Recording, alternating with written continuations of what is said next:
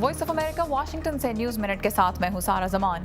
اسرائیلی وزیر اعظم نے کہا ہے کہ ایران کے جوہری پروگرام پر اس کے عالمی طاقتوں کے ساتھ کسی قسم کے معاہدے کو اسرائیل مسترد کرتا ہے۔ دوسری جانب امریکی، فرانسیسی اور جرمن وزرائے خارجہ اپنے ایرانی ہم منصب سے آج جنیوا میں ملاقات کر رہے ہیں۔ اقوام متحدہ کے ادارہ برائے تعلیم، سائنس و ثقافت یا یونیسکو نے آج سے امریکہ کا ووٹ کرنے کا حق فنڈز کی عدم ادائیگی کے سبب معطل کر دیا ہے۔